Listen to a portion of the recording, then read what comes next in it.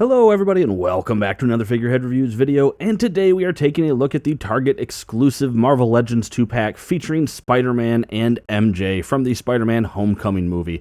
Here we have the Spider-Man Homecoming logo, Spider-Man name, MJ. We of course get the two figures in the front window, the Legends logo, Spider logo at top. We get some artwork here from the movie, so we see MJ, Spider-Man. This ticket actually, little Easter egg, says 7/7/17. That was the theatrical release date for Homecoming, so they kind of threw that in there. And then I have to say I love the I Love DC button there, which, yes, I know it was Washington, D.C., but I love seeing that on a Marvel box. And then on the back, we do have some artwork here, or rather the poster from the movie, some promotional artwork for both of them, and then we do have the read-up. Students at the Middletown School of Science and Technology, Peter Parker and MJ experience the powers of Spider-Man firsthand when the web-slinger must suit up and take down the Vulture. And then we had the same artwork on that side as well. And then down there at the bottom, we do have the UPC code, so you can check with your local Target to see if they have this in stock. But enough about that. Let's get this open and take a look at Spider-Man and MJ. And here is MJ and Spider-Man outside of their packaging, and as you can see, I kind of had a hard time figuring out how I wanted to pose these figures. MJ, they're just sort of angrily holding on to her jacket, and Spider-Man in a pretty generic attack pose. And I think that's the real issue with this 2-pack is, while it's a Homecoming 2-pack, we don't really get any characters that did much in the movie, or at least that were featured in any action-packed scenes in this version. So with Spider-Man's most iconic scene in this jacket being him laying down, similar to what we saw in the poster, and then MJ just doesn't really do much in the movie. So my thoughts are that a lot of people are probably going to put the Spider-Man figure on the edge of a shelf or something like that, laying down, and MJ is probably going to be utilized, hopefully, in our Far From Home displays, as I'd like to think that she's going to play a bit of a bigger role in that movie than she did in Homecoming. When standing straight up, both of these figures are coming in at about 5 7/8 inches tall, which puts them both at about 15 centimeters, so that makes a nice, easy graphic for me there. We do get some extra accessories for each figure. We get some extra hands for Spider-Man, extra hands for MJ, and the extra head. But first, let's go ahead and take a look at those extra hands, and then we'll get a better look at the head sculpt for MJ on both of those heads and the figures themselves. And here are all the interchangeable hands that we get with these figures. And as I mentioned, we do have an additional head sculpt for MJ, but we're going to look at that in one moment, which leaves us with two sets of hands for each of them. So starting first with MJ, you get these pair of gesture hands that we've seen before with a lot of the magical female figures, or just the casting type female figures. So it's kind of an odd fit, other than just having obviously some sort of plain gesture hands. And then we do have a fisted hand and a gripping hand, which I don't really know why we get a gripping hand, because she doesn't have any accessory to grip. And then we do have fisted hands for Spider-Man and some whipping hands, which I really, really wish that we would get a pair of MCU wall crawling hands, because we have yet to get those. And then as far as on the figure, one of the weirdest things that I will say with MJ's is these gesture hands are way too big for this figure. So we'll kind of look at that when we scale back again, but that just looks really weird. The fisted hand doesn't look too bad, because that looks more her size, but yeah, that looks really bad. And then with the Spider-Man figure, it's a standard port as well, so no surprises there, just to port in an extra hand there. So, but let's go ahead now and take a look at each of the figures up close. And starting first with Spider-Man up close here, we see the same type of head sculpt that we got with the other Homecoming figures, so it looks good, and it's well sculpted. I like that we get the sculpted web lines as well as paint inside there, so I think that is very cool. I still think they had a missed opportunity to include the red eye one-shot kill head sculpt that we could have used on our other Homecoming figures, but oh well.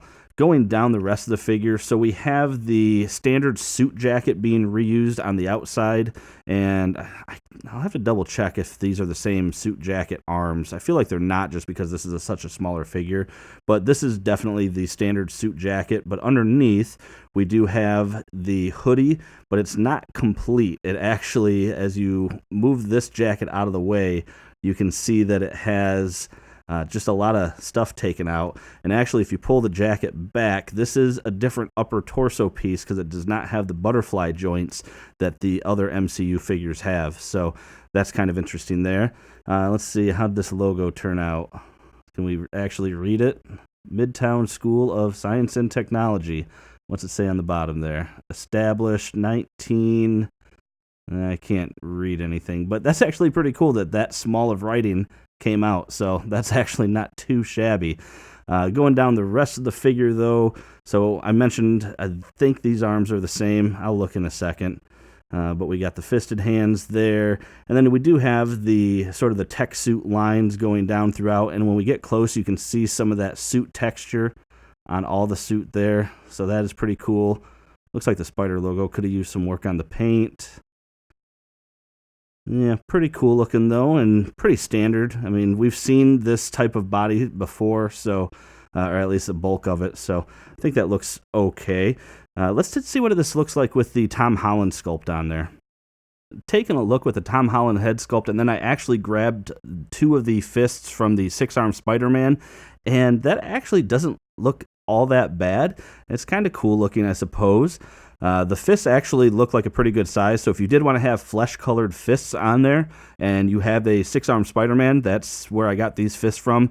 A lot of the other fists that I saw were either oversized or wouldn't fit in the peg, but the head sculpt does fit on there because this is the same body that all the other Homecoming figures use for the most part. Again, it doesn't have butterfly joints, but it looks like it's still based off the same thing, so you can have the Tom Holland head sculpt on there, so that doesn't look too bad. And real quick, I just wanted to show off too, if you wanted to use the Star-Lord headphones on Spider-Man as he shows in the poster, you can see that unfortunately they're a little bit too big, so they're going to fall off.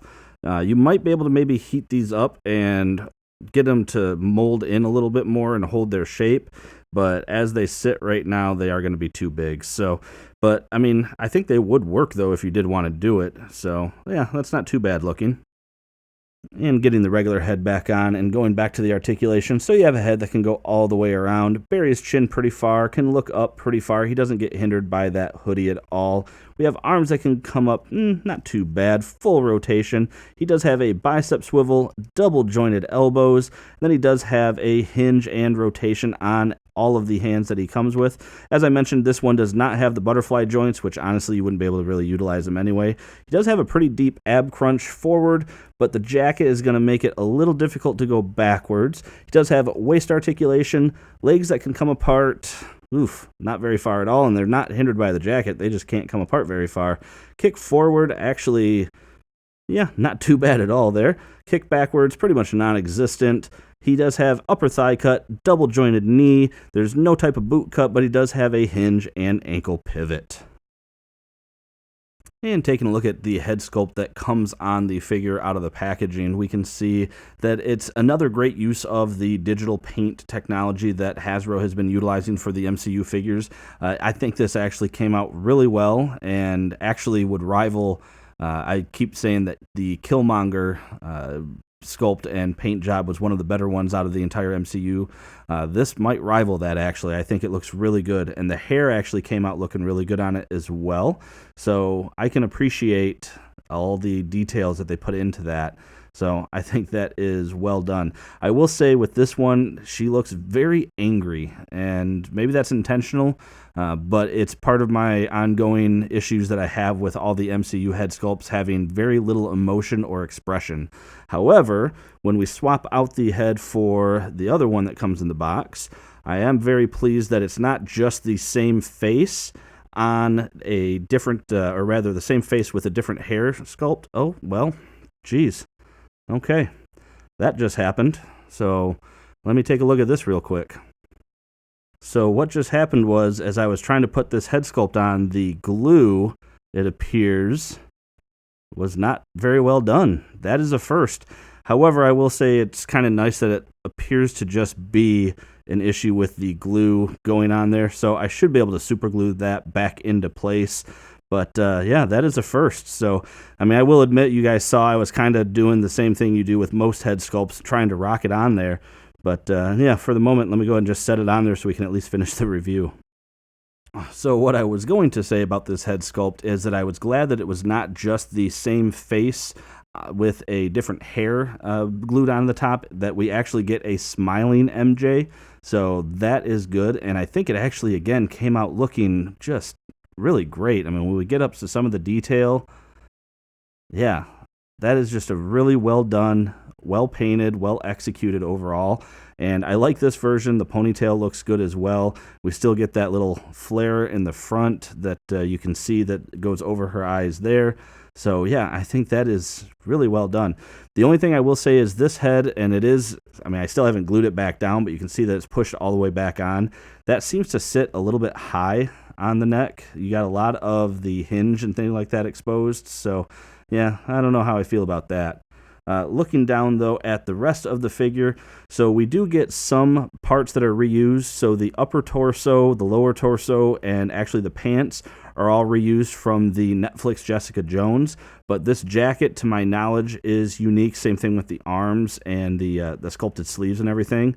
So that is still really not bad. I mean, it's just a regular top, and the pants came out looking pretty cool. You get some sculpted wrinkles and things like that in there. Sculpted seams, so that's pretty neat. Instead, though, with the Jessica Jones, she had the boots. With this, we get the capri cut, and then these smaller boots down here. And like we get some detail there. You can actually see her socks, the buckle, a little smidge of paint there, though. And then actually on her wrist, we got a little watch, but yeah, that one's a little bit sloppy and some rough flashing there as well. But I actually like how this jacket looks. I think it came out okay. You get some seam lines there again. And you get the cuffs rolled up. Yeah, not too bad. Overall, that's pretty cool. But yeah, that is really weird. That's the first time I ever had that happen. And looking at the articulation on MJ, so you do have a head that can go side to side. Can look down very far with this head sculpt, but it does look kind of weird. And it can go back, and not really at all with this one, because you are putting a little bit of pressure on that. And with this head sculpt, it's going to have a hard time going back because of all that hair, but the side to side wasn't too bad. You have arms that can come up, yeah, not too shabby there. You do have full rotation. You do have a single hinge at the elbow and rotation at the elbow. You do have rotation and a hinge on all the hands. She just has the diaphragm joint up top there, and yeah, it doesn't really do too much. You get a little bit forward, a little bit backwards, and you get some side to side, but it doesn't go all the way around. No other waist articulation. You have legs that can come apart. Oh, there goes her head. Legs that can come apart that far. Kick forward. Not too much forward or back. Upper thigh cut, double jointed knee, and then she does have a hinge that's a little bit stiff and ankle pivot.